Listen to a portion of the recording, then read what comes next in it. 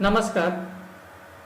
आज आपण शिकणार आहोत इतिहासाचा पहिला धडा, इतिहास लेखन पाश्चात्य परंपरा. यामध्ये आपण बघणार आहोत इतिहास लेखनाची परंपरा, आधुनिक इतिहास लेखन, युरोपमधील वैज्ञानिक दृष्टिकोनाचा विकास आणि इतिहास लेखन आणि काही महत्त्वाचे विचारवंत ज्यांची माहिती आपण या पाठामध्ये घेणार आहोत. गतकाळात घडून गेलेल्या घटनांची क्रमशः संगती लावून त्यांचे आकलन करून घेणे या उद्दिष्टाने इतिहासाचे संशोधन, लेखन आणि अभ्यास केला जातो. थोडक्यात आपल्या मागील काळामध्ये, ज्याला आपण गतकाळ म्हणतो, त्यामध्ये ज्या काही घटना घडून गेल्या त्या घटनांची क्रमशः संगती लावून त्याचं आपल्याला आकलन करावं लागतं आणि हेच इतिहासाचं मुख्य उद्दिष्ट असतं. या आधारावरच लेखन आणि अभ्यास केला जातो. साहजिकच ही एक अखंडितपणे चालणारी प्रक्रिया असते. इतिहास म्हणजेच काय की गतकाळात होऊन गेलेल्या गोष्टी. या गोष्टी कधीही थांबणार नसतात. जसा जसा काळ पुढे जाईल तसा तसा आज घडलेली गोष्ट उद्या इतिहास बनेल. म्हणूनच ही अखंडितपणे चालणारी प्रक्रिया असते असं आपण म्हणतो. विज्ञानाचा विचार करता तुमच्या असं लक्षात येईल की वैज्ञानिक शाखांमध्ये उपलब्ध ज्ञानाची सत्यता पडताळून पाहण्यासाठी प्रायोगिक पद्धती आणि प्रत्यक्ष निरीक्षण यांचा अवलंब केला जातो. हे झालं विज्ञानाच्या बाबतीत. परंतु आपण इतिहासाच्या बाबतीत काय सांगू शकतो? विज्ञानामध्ये कोणती गोष्ट पडताळून पाहताना आपण काही विशिष्ट प्रयोग करतो आणि त्याद्वारे त्याची सत्यता पडताळून बघतो. प्रत्यक्ष निरीक्षणाचा अवलंब सुद्धा अशा ठिकाणी केला जातो. आणि त्यामुळे साहजिकच विज्ञानाच्या बाबतीत बोलायचं झाल्यास या पद्धतींच्या आधारे विविध घटनांच्या संदर्भातील सर्वकालिक आणि सार्वत्रिक नियम मांडणे आणि ते नियम पुन्हा पुन्हा सिद्ध करता येणे शक्य असते. म्हणजेच तुम्ही जेव्हा एखादा प्रयोग करून बघतात आणि त्या प्रयोगाच्या आधारे काही निष्कर्ष काढतात तर तोच प्रयोग पुन्हा केल्यास निष्कर्ष वेगळे येत नाही. म्हणजेच अनेक वेळा तेच प्रयोग करून आपण विज्ञानातील एखादी गोष्ट सत्य आहे हे पुन्हा पुन्हा दाखवून देऊ शकतो, सिद्ध करता येऊ शकते. परंतु हीच गोष्ट इतिहास लेखनामध्ये शक्य नसते.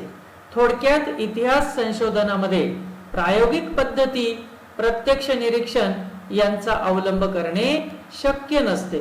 कारण मुळातच इतिहास हा होऊन गेलेल्या, घडून गेलेल्या गोष्टींवर लिहिला गेलेला असतो.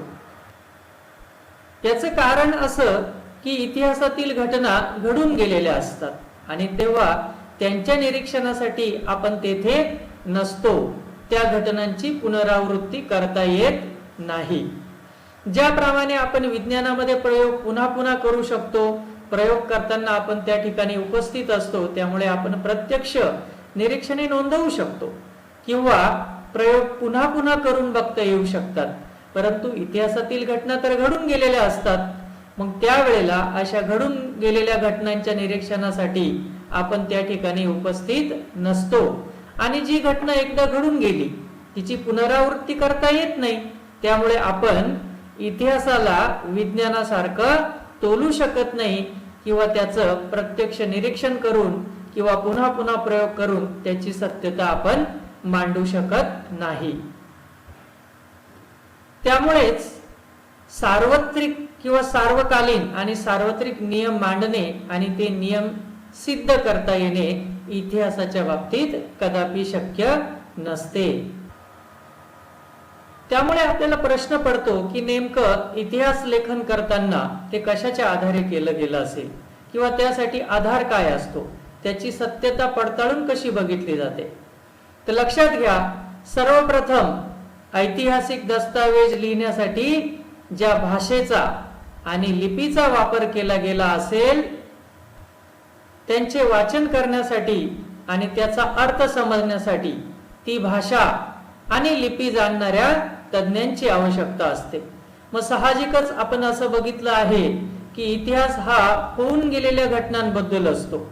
मग त्यासाठी कुठेतरी ते कोणीतरी लिहून ठेवलेलं असेल, मग ते कोणत्या लिपीत लिहिलेलं असेल, कोणत्या भाषेत लिहिलेलं असेल, त्याचं वाचन करण्यासाठी आणि त्याचा अर्थ समजावून घेण्यासाठी ती भाषा आणि ती लिपी याची जाण असणाऱ्या तज्ञांची त्यावेळेला आपल्याला आवश्यकता असते.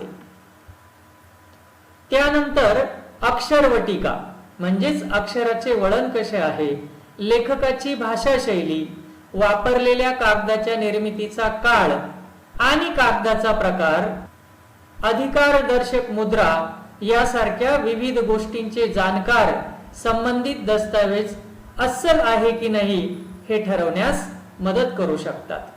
म्हणजेच या ठिकाणी बघा, त्या ठिकाणी अक्षरवाटिका म्हणजेच अक्षराचं वळण कसं होतं, त्यासाठी कागद कोणता वापरलेला होता, त्याचप्रमाणे अधिकारदर्शक मुद्रा असणाऱ्या विविध गोष्टींचे जाणकार संबंधित दस्तावेज अस्सल आहे की नकली आहे हे ठरवण्यास मदत करू शकतात. आणि त्यानंतरच इतिहास तज्ञ ऐतिहासिक संदर्भाच्या तौलनिक विश्लेषणाच्या आधारे दस्तऐवजातील माहितीच्या विश्वासार्हतेची पडताळणी करू शकतात. तौलनिक म्हणजेच काय, तोलून मापून विचार करून सर्व गोष्टींचा निष्कर्ष काढल्यानंतर त्या विश्लेषणाच्या आधारे त्या दस्तऐवजातील माहिती किती विश्वासपूर्वक आहे, किती खरी आहे, किती खोटी आहे याची ते पडताळणी करू शकतात. यासाठी इतिहास संशोधनास सहाय्यभूत होणाऱ्या विविध ज्ञानशाखा आणि संस्था आहेत. याचा मागील वर्षी आपण थोडाफार अभ्यास केलेला आहे. यामध्ये खास करून पुरातत्व विभाग, अभिलेखागार, हस्तलिखितांचा अभ्यास, पुराभिलेख, अक्षरवटिकाशास्त्र, भाषा रचनाशास्त्र, नाणकशास्त्र, वंशावळींचा अभ्यास इत्यादी गोष्टींचा यामध्ये समावेश होतो. पुरातत्व विभाग म्हणजेच खूप पुरातन काळापासून काही गोष्टींचं जतन करून ठेवलेला एक विभाग असतो, त्याला पुरातत्व विभाग म्हणतात. आणि अभिलेखागार म्हणजेच खूप जुन्या पुस्तकांची ज्या ठिकाणी साठवणूक केलेली असते, जपवणूक केलेली असते, त्याला अभिलेखागार असं म्हणतात. दिल्लीमध्ये आशिया खंडातील सगळ्यात मोठं अभिलेखागार आहे असं आपण इयत्ता 9वी मध्ये शिकलेलो आहोत. त्याचप्रमाणे हस्तलिखितांचा अभ्यास, पुराभिलेख आणि अक्षरवटिकाशास्त्र.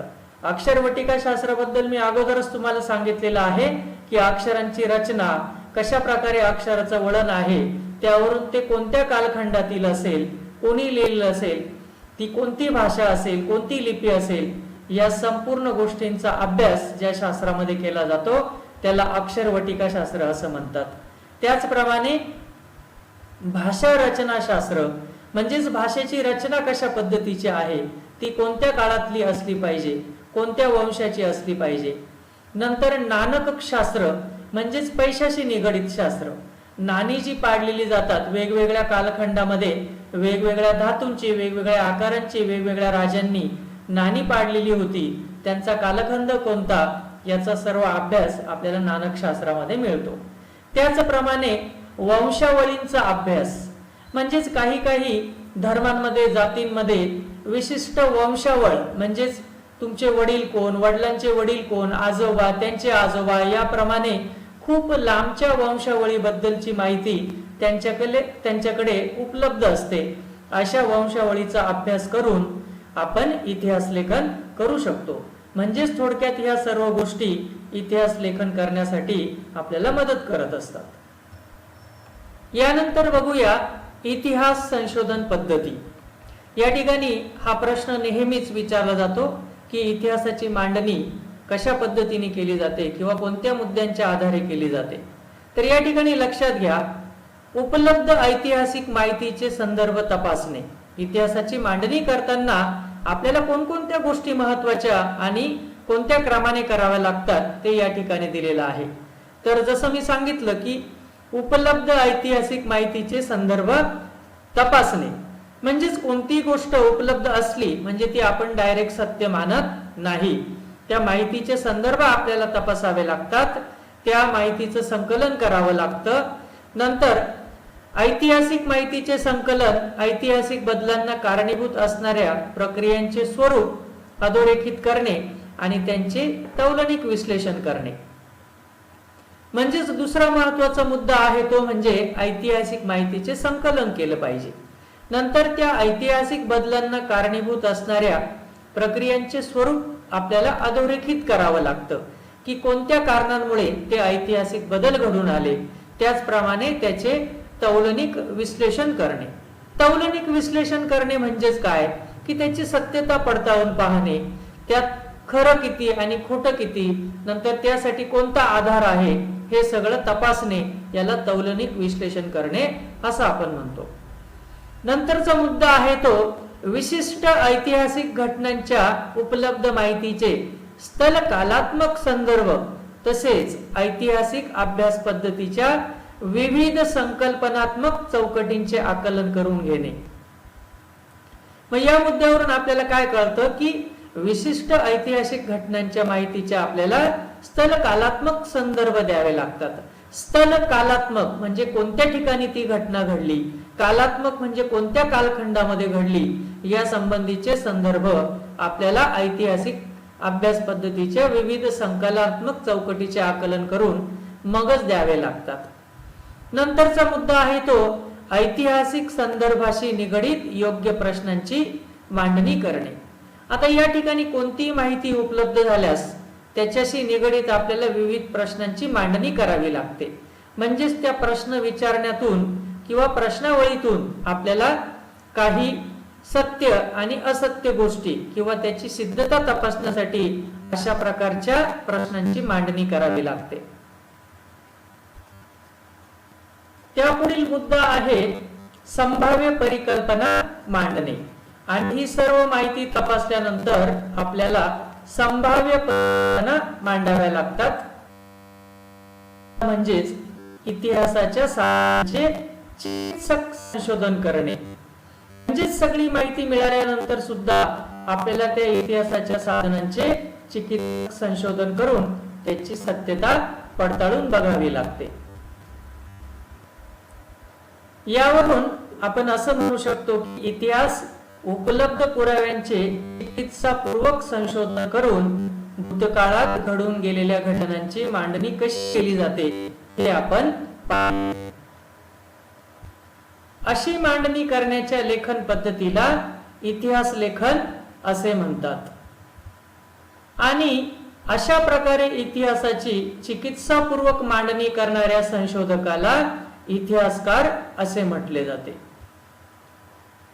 असे असले तरी अर्थातच इतिहासाची मांडणी करताना भूतकाळात घडून गेलेल्या प्रत्येक घटनेची नोंद घेणे आणि तिचे ज्ञान करून देणे इतिहासकाराला शक्य नसते.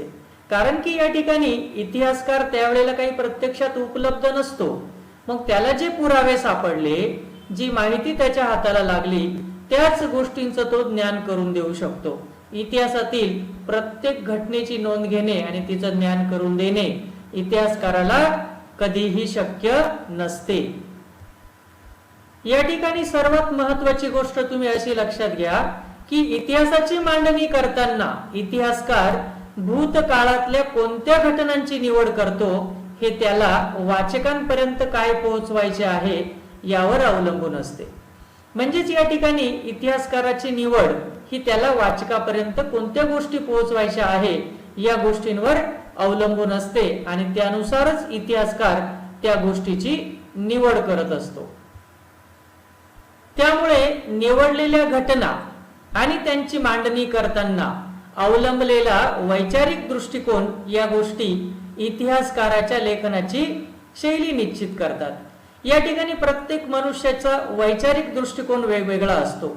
मग एखाद्या गोष्टीचा इतिहासकार काय आहे, कोण आहे आणि त्यावेळेला त्याची वैचारिक पद्धती कोणती होती, त्याने कोणता वैचारिक दृष्टिकोन ठेवून त्या ठिकाणच्या घटनेची किंवा इतिहासाची मांडणी केली आहे, यावरून त्या इतिहासकाराच्या लेखनाची शैली निश्चित करता येते. आपण जर जगभरातील प्राचीन संस्कृतींचा विचार केला तर जगभरातील अशा अनेक प्राचीन संस्कृतींमध्ये अशा प्रकारे इतिहास लेखन करण्याची प्रत्यक्षात परंपरा नव्हती. परंतु त्या लोकांना भूतकाळाची जाणीव किंवा जिज्ञासा नव्हती असे म्हणता येणार नाही. भले त्यांच्याकडे कुठलाही इतिहास लिहिण्याची किंवा इतिहास लेखन करण्याची परंपरा नसेल, परंतु आपल्या भूतकाळाबद्दलची जाणीव किंवा त्याबद्दलचं ज्ञान करून घेण्याची त्यांच्यामध्ये जिज्ञासा नव्हती किंवा त्यांना अशा प्रकारची वृत्ती त्यांच्यात नव्हती असं आपण म्हणू शकत नाही. फक्त त्यांनी इतिहास लेखन केलं नसेल, मात्र अशा प्रकारच्या भूतकाळाबद्दलची जाणीव करण्याची त्यांच्याकडे वेगवेगळी पद्धत मात्र अस्तित्वात होती. जसं की वडीलधाऱ्या व्यक्तींकडून ऐकलेल्या पूर्वजांच्या जीवनाच्या पराक्रमाच्या गोष्टी पुढच्या पिढीपर्यंत पोहोचवण्याची आवश्यकता त्या काळीही भासत होती. म्हणजेच भलेही त्यांच्यामध्ये इतिहास लेखन करण्याची परंपरा नसेल, मात्र आपल्या भूतकाळातील गोष्टी ते आपल्या वडीलधाऱ्या व्यक्तींकडून ऐकून त्यांच्या पूर्वजांच्या जीवनाच्या किंवा पराक्रमाच्या गोष्टी पुढच्या पिढीपर्यंत पोहोचवण्याची आवश्यकता त्यांनाही त्या काळी भासत होती. यासाठी गुहाचित्रांद्वारे स्मृतींचे जतन, कहाण्यांचे कथन, गीत आणि पोवाड्याचे गायन यासारख्या परंपरा जगभरातील संस्कृतींमध्ये अतिप्राचीन काळांपासून अस्तित्वात होत्या. म्हणजेच बघा की गुहाचित्रांद्वारे स्मृतींचं जतन करणे म्हणजेच गुहांमध्ये वेगवेगळ्या काळातील चित्र त्यांनी रंगवून ठेवली असतील. त्याचप्रमाणे कहाण्यांचे कथन करणे, गीत आणि पोवाड्यांचे गायन करून मागील गोष्टींचा उल्लेख पुढच्या पिढीला करून देणे यासारख्या गोष्टी त्या काळातील त्या संस्कृतींमध्ये अतिप्राचीन काळापासून अस्तित्वात होत्या. आणि आधुनिक इतिहास लेखनात त्या सर्व परंपरांचा आपण साधनांच्या स्वरूपात उपयोग करतो. म्हणजेच मागील वर्षी आपण इतिहास लिखाणाची साधने वेगवेगळी बघितली होती. त्यामध्ये ऐतिहासिक साधने सुद्धा होती, मौखिक साधने, लिखित साधने, दृकश्राव्य साधने यासारख्या सर्व साधनांना आपण इतिहास लेखनाची साधने असं म्हणतो. असं मागील वर्षी आपण शिकलो होतो. तर आधुनिक इतिहास लेखनात या सर्व परंपरांचा आणि साधनांचा स्वरूपाच्या रूपात उपयोग केला जातो. यानंतर आपण बघणार आहोत आधुनिक इतिहास लेखनाच्या 4 प्रमुख वैशिष्ट्यांबद्दल. तर हा विस्तारित स्वरूपात उत्तरे लिहा यासाठी प्रश्न नेहमी विचारला जातो की आधुनिक इतिहास लेखनाची 4 प्रमुख वैशिष्ट्ये विशद करा किंवा स्पष्ट करा. तर आधुनिक इतिहास लेखनाची 4 प्रमुख वैशिष्ट्ये कोणती ते आपण बघूया. सगळ्यात पहिलं आणि महत्वाचं वैशिष्ट्य म्हणजे ही पद्धती शास्त्रशुद्ध आहे. तिची सुरुवात योग्य प्रश्नांची मांडणी करण्यापासून होते. म्हणजेच थोडक्यात अतिशय शास्त्रशुद्ध पद्धत असून या पद्धतीची सुरुवातच मुळात योग्य प्रश्नांची मांडणी करण्यापासून होते. दुसरं वैशिष्ट्य म्हणजे हे प्रश्न मानव केंद्रित असतात. म्हणजेच ते भूतकाळातील विविध मानवी समाजाच्या सदस्यांनी विशिष्ट कालावधीत केलेल्या कृती संबंधी असतात. मानव केंद्रित म्हणजेच काय, मानवाला मुख्य स्थानी केंद्रस्थानी मानून त्याबद्दल केलेलं लिखाण थोडक्यात मानव केंद्रित असतात. म्हणजेच भूतकाळामध्ये मानवी समाजाच्या विशिष्ट सदस्यांनी विशिष्ट कालावधीत केलेली जी काही कृती असेल, लढाया असतील किंवा कुठल्याही प्रकारची स्वातंत्र्य लढा असेल किंवा कुठल्याही प्रकारच्या मानवी प्रगतीसाठी उचललेलं पाऊल असेल, तर या संदर्भात असणाऱ्या त्या गोष्टी असतात खास करून. हे त्याचं दुसरं वैशिष्ट्य होय. आणि सर्वात महत्वाचं म्हणजे इतिहासात त्या कृतींचा संबंध दैवी घटना किंवा देवदेवतांच्या कथा कहाण्यांशी जोडण्याचा प्रयत्न केला जात नाही. म्हणजेच थोडक्यात पूर्णपणे मानवाला केंद्रित ठेवून त्या घटनांचं लेखन केलेलं असतं. तिसरं महत्वाचं वैशिष्ट्य म्हणजे या प्रश्नांच्या इतिहासातील उत्तरांना विश्वासार्ह पुराव्यांचा आधार असतो. त्यामुळे इतिहासाची मांडणी तर्कसुसंगत असते. ज्याप्रमाणे आपण विज्ञानासाठी किंवा विज्ञानाच्या विश्वासासाठी आपण प्रयोग करून बघतो, परंतु इतिहासात आपण तसं जरी करू शकत नसलो तरी या प्रश्नांच्या इतिहासातील उत्तरांना विश्वासार्ह पुराव्यांचा आधार असतो. म्हणजेच या ठिकाणी आपल्याला कुठला ना कुठला पुरावा त्या ठिकाणी द्यावा लागतो, दाखला द्यावा लागतो, त्याशिवाय आपण त्याला इतिहासामध्ये समाविष्ट करत नाही. आणि या सर्व पुराव्यांचा आधार असल्यामुळेच इतिहासाची ही मांडणी अतिशय तर्कसुसंगत अशी असते. चौथं महत्वाचं वैशिष्ट्य म्हणजे मानवजातीने भूतकाळात केलेल्या कृतींच्या आधारे मानवजातींच्या वाटचालीचा वेध इतिहासामध्ये घेतला जातो. म्हणजेच थोडक्यात मानवाची उत्क्रांती कशी झाली, आपण मागील इयत्तांमध्ये 5वी 6वीला सुद्धा मानवी उत्क्रांतीचा इतिहास बघितलेला आहे. तर मानवजातीने भूतकाळात केलेल्या कृतींच्या आधारे मानवजातीच्या वाटचालीचा वेध इतिहासामध्ये घेतला जातो. हे त्याचं चौथं आणि अतिशय महत्वाचं वैशिष्ट्य म्हणता येईल. अशा प्रकारे वरील वैशिष्ट्यांनी युक्त असलेल्या आधुनिक इतिहास लेखनाच्या परंपरेची बीजे प्राचीन ग्रीक इतिहासकारांच्या लेखनात आढळतात असे मानले जाते. तर आपण जी काही 4 वैशिष्ट्य बघितली आधुनिक इतिहास लेखनाची, तर ही सर्व वैशिष्ट्ये खास करून प्राचीन ग्रीक इतिहासकारांच्या लेखनात आढळतात असे मानले जाते.